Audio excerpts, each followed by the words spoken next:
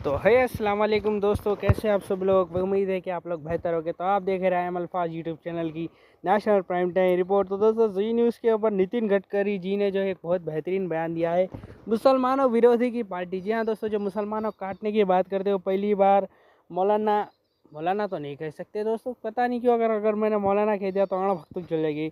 APJ Abdul Kalam जी की दोस्तों इन्होंने तारीफ़ की है, हमें भी सुननी चाहिए और आड़ा भक्तों की बेहतरीन तरीके से जलानी चाहिए। आप देखिए भी।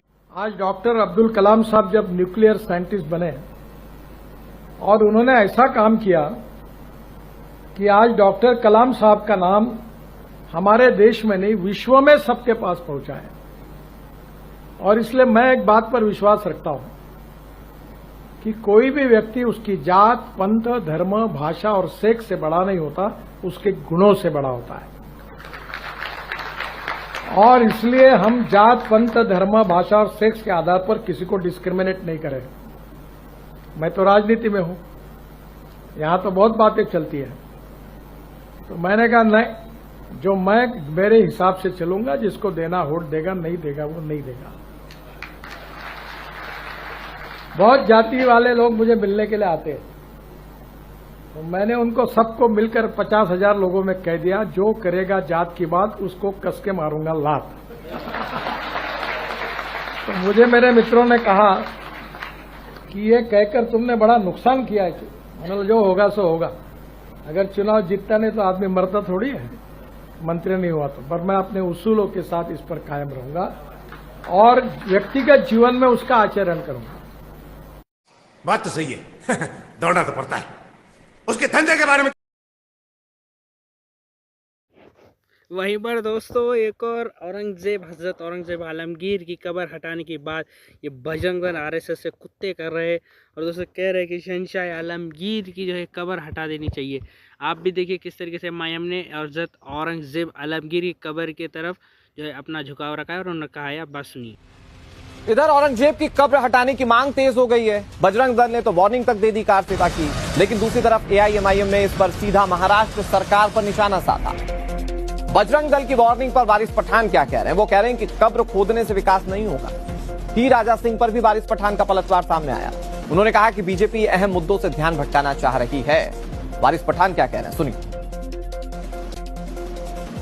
ये कार सेवा का नतीजा देश भुगत चुका है। हम मुसलमान देख चुके हैं कि किस तरह से 6 दिसंबर 1992 के दिन हमारी बाबरी मस्जिद को एक षड्यंत्र के तहत शहीद कर दिया गया था। इससे बीजेपी 1992 के बाबरी एरा में पूरे देश को ढकेलना चाहती है, इसलिए अब ये लेकर आ गए कब्र खोदेंगे। अरे भाई, कब्र खोदने से विकास डेवलपमेंट हो जाएगा देश में? कब्र खोद दो, कब्र खोदने से क्या 2 करोड़ युवाओं को जो रोजगार मिलना था मिल जाएगा? मगर नहीं, बीजेपी को ये मुद्दा चाहिए मेन मुद्दों से ध्यान भटकाने के लिए। कायदा कानून का व्यवस्था करना सरकार का परम धर्म है, सरकार का फर्ज है, दायित्व है। अगर राज्य के अंदर किसी भी तरह की कोई इस तरह की घटना होती है, कायदा प्रशासन का उल्लंघन होता है, तो सरकार की जवाबदारी होगी। अगर कोई अनटूवर्ड इंसिडेंट हुआ तो महाराष्ट्र सरकार रिस्पॉन्सिबल रहेगी उस तमाम चीजों का। तो सरकार को रोकना चाहिए इस तरह की इजाजत देने का कि ठीक है आप जाइए वहां पे कर सेवा करिए। तो सरकार उचित स्टेप ले और इस तरह की कोई घटना न हो, हम तो ये चाहते हैं। वरना कुछ भी हुआ तो बीजेपी सरकार पूरी तरह से इस चीज के लिए जवाबदार हो। वहीं पर दोस्तों ये कितना भी कर ले, हिंदुस्तान के हमेशा शहंशाह और हजरत औरंगजेब आलमगीर रहेंगे। दोस्तों इलेक्शन कमीशन का घोटाला यहाँ पर सामने आ चुका है, हमारे भाई बता रहे हैं, आप देखिए किस तरीके बता रहे हैं। प्रदेश के महामानव राम कमल दास जी चुनाव आयोग के मुताबिक ये अपने मकान में 43 बेटों के साथ रहते हैं। तो इसको जिला घोषित क्यों नहीं कर देते? सही सुना आपने, 43 बेटों के साथ एक ही मकान में। इनके 13 बेटे तो एक साथ ही पैदा हुए थे। सबके सब 37 साल के हैं अभी, कुछ 35, 36 और 47 साल के भी हैं। बाकी कुछ बेटे 48 और 49 के हैं। ये हम नहीं बता रहे हैं, ये सब बताया है भारत के निष्पक्ष, जुझारू, कर्मठ और बहुत ही ज्यादा ईमानदार चुनाव आयोग ने। दरअसल इसीलिए राहुल गांधी चुनाव आयोग से कई महीने से वोटर लिस्ट मांग रहे हैं और इसीलिए उन्होंने संसद में वोटर लिस्ट पर चर्चा की मांग की है, ताकि देश को पता तो चल सके कि और कितने महामानव हैं हमारे देश में और वो सब कहां कहां छुपे हुए हैं।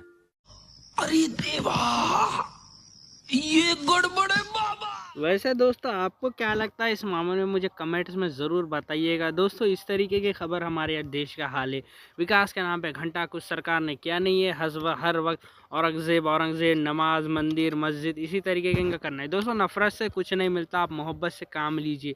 दोस्तों नफ़रत से ये देश मिट जाएगा और मोहब्बत से देश बनेगा। दोस्तों औरंगज़ेब आलमगीर और शिवाजी महाराज का क्या था हमें नहीं पता, वो क्यों लड़े हमें नहीं पता। लेकिन दोस्तों आज की इस वाली वीडियो में इतना ही, मिलते हैं अगली वीडियो के लिए। जब तक के लिए खुदा हाफिज़। चैनल को सब्सक्राइब जरूर से कीजिए, वीडियो को लाइक जरूर